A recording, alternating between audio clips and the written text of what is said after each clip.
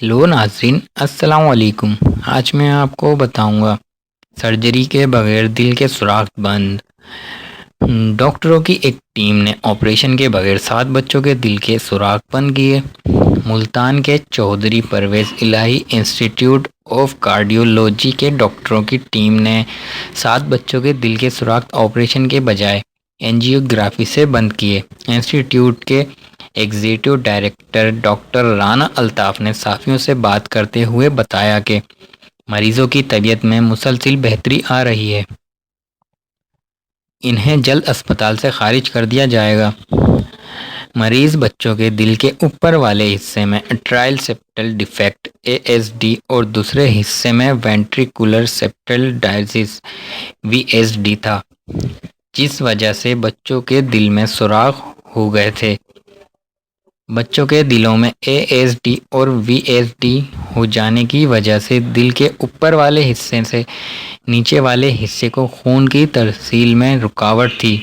Doctor Rana Altaf کے مطابق مریض بچوں کے دلوں میں سیپٹل ڈیوائسز اور وینٹریکولر ڈیوائسز اینجیوگرافی کے ذریعے نصب کر دی گئیں، جبکہ اس سے پہلے مریضوں کا آپریشن کے ذریعے ASD اور VSD کا علاج بھی کیا جا رہا تھا۔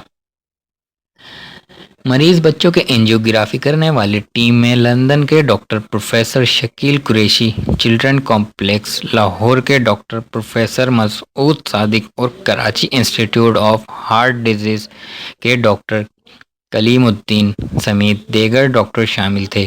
ڈاکٹروں کی ٹیم نے چودھری پرویز الہی انسٹی ٹیوٹ میں ہونے والی 13ویں نیشنل پیڈیاٹرک کارڈیولوجی کانفرنس میں شرکت کی۔ ڈاکٹروں کی ٹیم نے پیڈیاٹرک یونٹ میں اسپیشل سرجری ٹریننگ سیشن میں کارکردگی کا مظاہرہ کیا، جبکہ ڈاکٹر یونس، ڈاکٹر احسان بیگ اور ڈاکٹر سہیل نے مستقبل میں آپریشن کے بغیر اینجیوگرافی سے متعلق ٹریننگ پروگرام کا انعقاد کیا۔